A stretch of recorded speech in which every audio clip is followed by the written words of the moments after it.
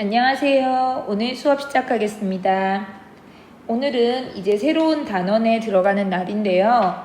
지난 시간에 우리가 1단원을 마무리를 했는데 단원 마무리 문제는 풀지 않았어요. 그래서 교과서 30쪽에서 32쪽에 있는 단원 마무리 문제는 우리 등교계약해서 만나면 선생님과 복습을 하면서 같이 풀어볼 거예요. 그래서 오늘은 바로 2단원으로 넘어가도록 하겠습니다. 2단원 정수와 유리수 부분을 펴주세요. 교과서 34쪽입니다. 자, 정수와 유리수 우리 공부하기 전에 이제 이 단원은 여러 가지 수에 대해서 공부를 하는데요. 초등학교 때 우리가 먼저 알고 있어야 될 내용이 뭔지 살펴볼 거예요. 초등학교 때 우리는 여러 가지 수를 이미 배웠는데 자연수도 배웠고 분수도 배웠고 소수도 배웠습니다. 그리고 이러한 자연수의 혼합 계산과 분수의 사칙 계산, 소수의 곱셈, 나눗셈도 공부를 했어요.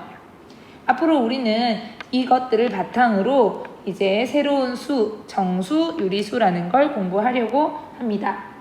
자, 그러면 오늘은 초등학교 때 내에 배웠던 부분을 잘 알고 있는지 복습하기 위해서 교과서 35쪽의 아래에 있는 준비해 볼까 한번 보겠습니다. 자, 1번 문제부터 지금 4문제가 있는데요.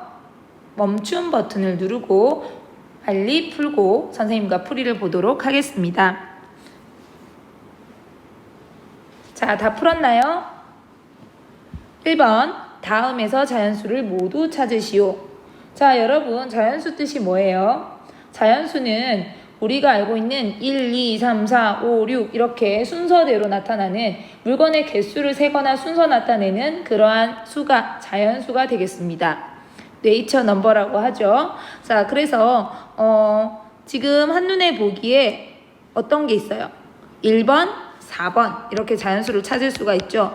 그러면 2번은 우리가 뭔가요? 그렇죠. 소수죠. 소수.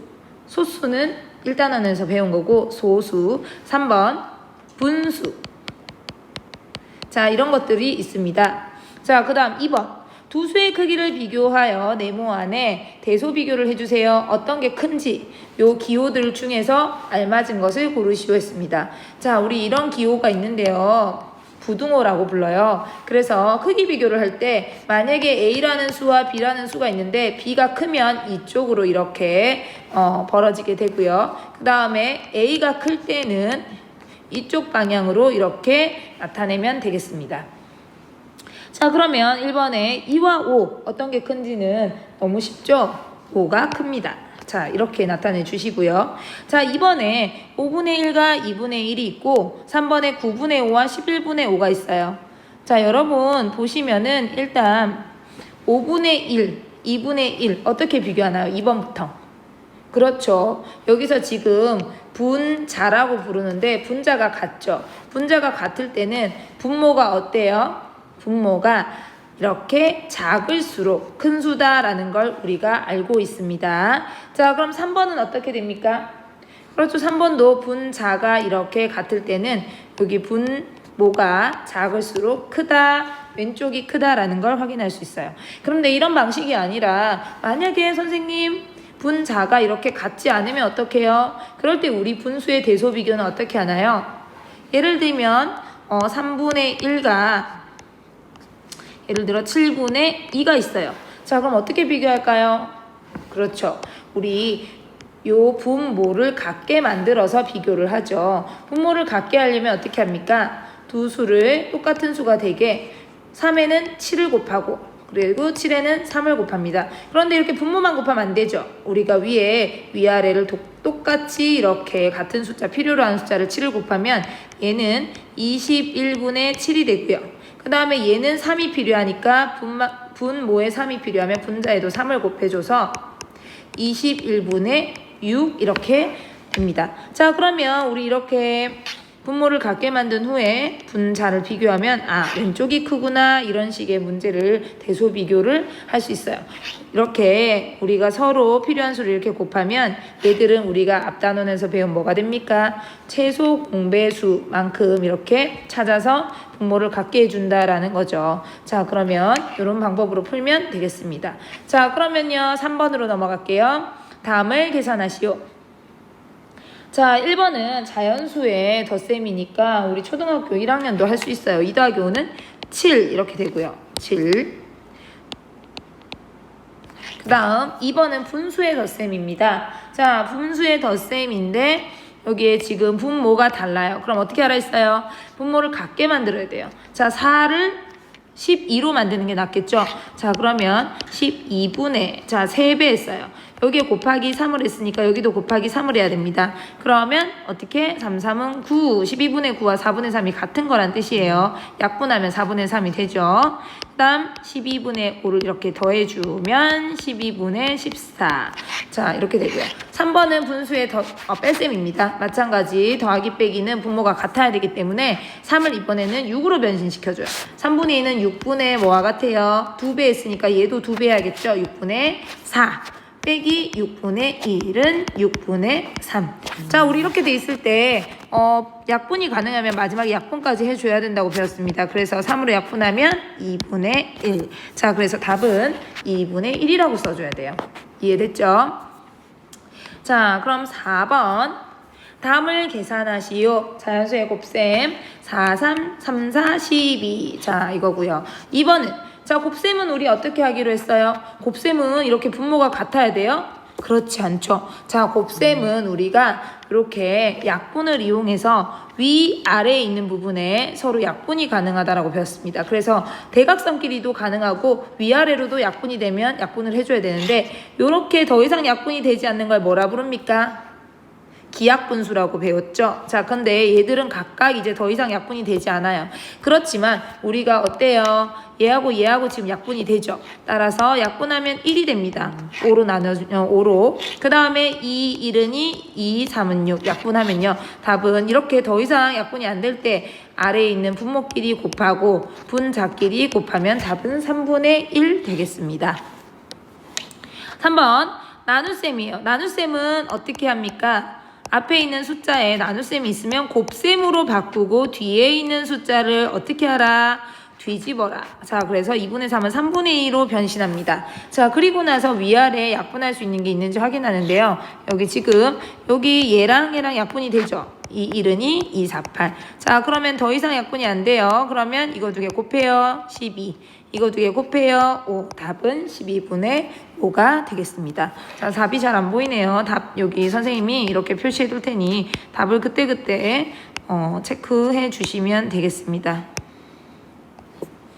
자, 여러분 이런 부분들이 바로 우리가 이번 단원에서 잘 알고 있어야지 이번 단원을 공부할 수 있는 부분이 되겠어요. 이번 단원에 정수와 유리수를 배우고 정수와 유리수의 사칙연산에 대해서 엄청나게 많은 연습을 할 건데 여기 있는 준비해볼까에서 나오는 부분을 이해하지 않는다면 우리가 어떤 수학 공부도 지금 하기가 힘들어요. 그러니까 여러분이 혹시 오늘 준비해볼까가 어렵다면 초등학교 5, 6학년 때 배운 분수의 곱셈, 나눗셈, 덧셈, 뺄셈 이런 부분을 반드시 공부하고 수업을 듣도록 해야 됩니다. 아셨죠? 정수와 유리수를 배우기 전에 우리는 양수와 음수를 먼저 이해해야 합니다. 교과서에서 양수와 음수를 배우기 전에 우선 음수가 예전에는 어떻게 처음 나타나게 되었고 그것이 지금의 사용에 이르기까지 어떤 수학사적인 의미를 갖는지 영상을 한번 보고 우리 교과서에 있는 부분을 함께 학습하도록 하겠습니다.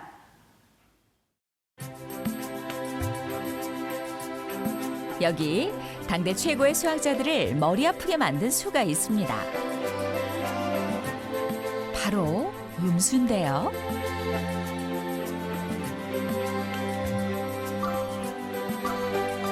당시 사람들은 수는 구체적인 양을 세기 위해 존재한다고 생각했죠. 그래서 0보다 작은 수가 실제로 존재할 수 있을까 고민에 빠진 수학자들은 음수를 가짜수라고 생각했습니다. 그렇다면 음수는 언제부터 사용됐을까요? 이 책은 3세기에 저술된 중국의 고대 수학책 구장산술인데요. 정부술, 즉 양수와 음수로 셈하는 방법이 기록되어 있습니다. 좀 더 구체적으로 살펴보면요.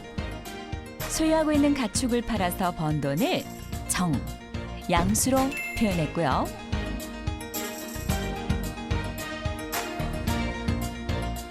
가축을 사기 위해 지불해야 할 값을 부, 음수로 나타냈습니다.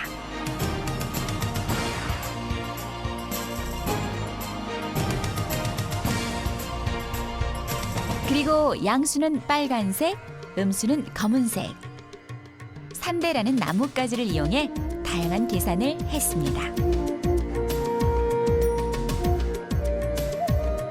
이후 7세기경 인도의 승려 브라마 굽타가 음수의 의미를 설명했습니다.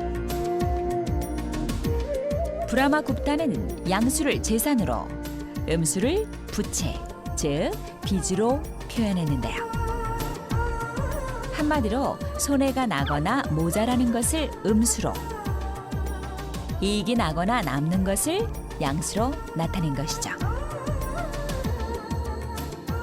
그러나 실용과 증명수학이 발달했던 유럽에서는 수세기 동안 음수는 의미도 없고 실용성도 없다고 인정하지 않았죠.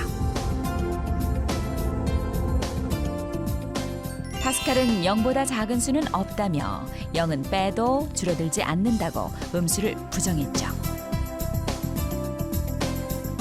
달랑베르도 자신이 저술한 백과사전에서 음수는 가정이 잘못되어 나온 수라고 정의를 내릴 정도였습니다. 심지어 수학자들은 음수 앞에 붙는 음의 부호와 뺄셈 기호를 혼동하기까지 했습니다. 당시 사람들은 음수를 보이지 않고 증명하기 힘든 수라고 생각했습니다. 음수의 존재를 인정하지 않는 사회 분위기 속에서 1714년 독일의 과학자 파렌하이트는 화씨 온도계를 개발했는데요.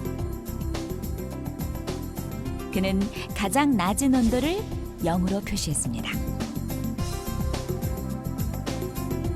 17세기 중반 오랜 논란 끝에 데카르트는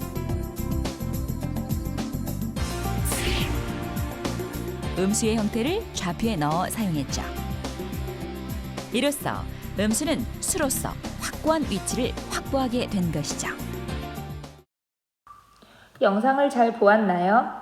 오랫동안 수로서 인정받지 못했던 수가 있었습니다. 바로 음수죠. 존재하지 않는 수, 계산에서 나오는 의미 없는 결과. 위대한 수학자 파스칼도 이해하지 못한 음수였는데 음수가 왜 필요하고 음수가 있으면 우리 생활에 어떤 도움을 주는지 생각하면서 이제 교과서 37쪽을 보겠습니다. 우리는 양수와 음수의 개념을 이해하는 것이 오늘의 학습 목표가 됩니다. 생각 열기부터 한번 볼까요? 각 도시의 기온. 오른쪽 그림은 민진의 가족이 여행을 떠나는 날 아침 9시에 각 도시의 기온을 나타낸 것으로 부산의 기온이 영상 5도씨임을 나타낸 것입니다. 자, 이렇게 생긴 기호가 영상 5도씨임을 나타낸 것이래요. 각 도시의 기온을 생각해 봅시다 라고 합니다. 자, 여러분 지금 활동 1번에 서울하고 밑에 마이너스 기호하고 3 이렇게 되어 있습니다. 이것은 무엇을 나타내는지 말해보자 라고 되어 있는데 여기 부산이 지금 영상 5도시예요. 자, 그러면 이건 뭐라고 하면 좋을까요? 영하 3도가 되겠죠. 자, 아침 9시에 기온이 영하인 도시를 모두 말해보자. 자, 9시 지금 시점에 나타난 자료에서 영하인 도시를 모두 말하래요. 자, 뭐가 됩니까? 그렇죠. 백령도, 서울, 춘천, 대전, 청주 이렇게 찾을 수 있습니다. 어떤 걸 찾으면 돼요? 영하인 도시를 찾으라고 했으니까 이게 지금 마이너스 기호 있는 것들 이렇게 쭉 찾아주시면 됩니다. 자, 그러면 여기에서 지금 우리가 보았듯이 기온을 나타낼 때 0도시보다 5도씨 높은 기온을 영상 5도시라고 했고 기호로는 플러스 5도씨로 나타낼 수 있습니다.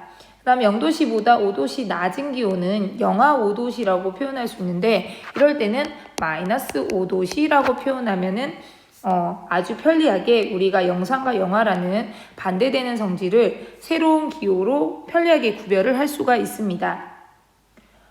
기온뿐만 아니라 해발과 해적, 수입과 지출 등과 같이 서로 반대되는 성질을 가지는 양을 수로 나타낼 때는 어떤 기준을 중심으로 한쪽은 기호, 뭘 사용하면 좋겠어요? 플러스를 사용하고요. 다음 다른 쪽에는 반대되는 쪽에는 마이너스 기호를 사용하여 나타낼 수 있는데요. 우리 얘를 양의 부호라고 부릅니다. 얘는 음의 부호라고 불러요. 자, 그러면 이제 플러스 3이라든가 플러스 2분의 1이라든가 이런 것들은 양의 부호를 붙인 수가 되죠. 그래서 우리 이런 수들을 양수라고 부르게 됩니다. 다음 마이너스 2라든가 마이너스 0.7이라든가 어떤 우리가 알고 있는 분수든 소수든 자연수든 상관없이 음의 부호가 붙여진 이러한 수들은 우리가 음수라고 부르게 됩니다. 자, 이걸 플러스 3이라고 읽을 수도 있지만 얘를 양의 3이라고 읽을 수 있고 양수 3이라고도 읽을 수 있어요. 마찬가지 얘를 우리가 마이너스 2라고 읽을 수도 있지만 음수 2 혹은 음의 2라고도 읽습니다. 단 이때 우리 양수인 플러스 3이나 플러스 2분의 1처럼 이와 같은 양수는 우리가 플러스 기호 양의 부호를 생략하고 이렇게 나타낼 수도 있다는 점을 기억해 주세요. 아까 전에 부산 지금 5라고 표시되었는데 사실은 마이너스와 구별되는 영상을 나타내기 때문에 플러스 5라는 의미를 갖고 있지만 우리가 간단하게 그냥 플러스를 생략해도 얘는 양수다라는 걸 알고 있으시면 되겠습니다. 자, 그러면 교과서 37쪽에 진한 글씨 좀 밑줄 한번 긋고 넘어갈게요. 여러분이 확실하게 개념을 파악할 수 있도록 진한 글씨 기호 부분 보이나요? 자, 양수함수는 무엇인가의 가운데쯤 보면 갈색의 진한 글씨가 보이는데 밑줄 긋겠습니다. 플러스를 양의 부호, 마이너스를 음의 부호라고 한다. 밑줄 치시고요. 그 다음 양의 부호 플러스를 붙인 수를 양수. 그 다음 밑에 줄에 음의 부호 마이너스를 붙인 수를 음수라고 하고 요까지만 밑줄 치고 다음에 요렇게 읽는다 라고 알고 계시면 되겠습니다. 자, 그러면 그 밑에 한번 볼게요. 예, 5점 득점을 플러스 5점으로 나타내면 3점, 실점은 마이너스 3점으로 나타낼 수 있다. 우리 뭐 농구 게임 같은 거 혹은 뭐 여러 가지 스포츠 게임에서 득점은 플러스 5, 그 다음에 70점, 실점은 마이너스 3점으로 나타내면 아주 편리하겠죠. 이런 식으로 반대되는 성질을 나타낼 때 플러스와 마이너스를 이용해서 우리가 나타내면 아주 편리합니다. 자, 2번 해발 1300m를 플러스 1300m로 나타내면 해저 200m는 뭐로 나타낼 수 있어요? 마이너스 200m로 나타낼 수 있다. 얘들아, 해발과 해저의 기준은 뭘까요? 어떤 기준이 있으면 그것보다 반대쪽에 있는 양쪽을 우리가 플러스와 마이너스로 나누잖아요. 그죠? 어떤 기준을 중심으로 한쪽은 플러스, 한쪽은 마이너스인데 해발과 해저는 기준이 뭐가 되겠어요? 해수면이 되겠죠? 자, 그래서 그 해수면에서 위쪽 얼만큼 올라가는지, 그 다음에 얼만큼 내려가는지, 바닷속으로 내려가는지, 이걸 우리가 양의 부호와 음의 부호로 표현하면 아주 편리하게 나타낼 수가 있습니다. 이런 것들이 실제로 생활 속에 아주 많이 있어요. 자, 그러면 반대되는 성질을 갖고 있는 게 또 뭔지 한번 생각해 볼까요? 증가와 감소, 뭐 얼만큼 매출이 10% 증가했다, 20% 감소했다, 뉴스에 이런 거 많이 나오죠. 그러면 0을 기준으로 10% 증가는 플러스 10, 20% 감소는 마이너스 20, 뭐 이렇게 나타낼 수가 있고요. 좀 전에 나왔던 영상연화가 아주 대표적인데 또 뭐 있어요? 뭐가 있을까요? 한번 여러분이 또 생각해 보세요. 자, 많이 있을 것 같은데 예를 들면 기원 전, 기원 후 이런 것도 될 것 같고요. 그 다음에 학교에서 받는 상점에서 상점 몇 점? 상점을 3점 받았어. 그러면 플러스 3. 벌점을 2점 받았어. 그럼 마이너스 2. 이런 것도 될 것 같네요. 자, 여러 가지가 있을 수 있습니다. 교과서 37쪽 문제 1번 한번 보겠습니다. 문제 1번에 다음 수량을 부호 플러스와 마이너스를 사용하여 나타내시오. 1번 900원 이익을 플러스 900으로 나타냈어요. 그러면 500원 손해는 뭐라고 나타내면 좋겠습니까? 그렇죠. 마이너스 500 이렇게 나타내면 되겠어요. 자, 단위가 있으니까 이렇게 쓰겠습니다. 자, 2번 5년 전을 마이너스 5년으로 나타낼 때 지금 현재 시점을 기준으로 했어요. 5년 전은 마이너스 5년. 자, 그러면 10년 후는 뭐라고 표현하면 좋겠어요? 양의 부호를 이용해서 플러스 10년 이렇게 하면 되겠죠. 자, 여러분 양수와 음수 우리 어떻게 생활 속에서 쓰이는지 이런 것들 때문에 편리하겠다, 왜 생겼다라는 느낌이 조금 드시나요? 자, 여러분이 이런 부분을 생각하시고 이제 우리가 음수를 친숙하게 다룰 수 있어야 하겠습니다. 자, 그러면 오늘은 여기까지 수업을 하도록 하겠고요. 선생님이 첨부 파일에 간단한 플러스 마이너스 부호를 사용하는 문제를 줄 테니까 그걸 한번 풀고 제출해 주시면 되겠습니다.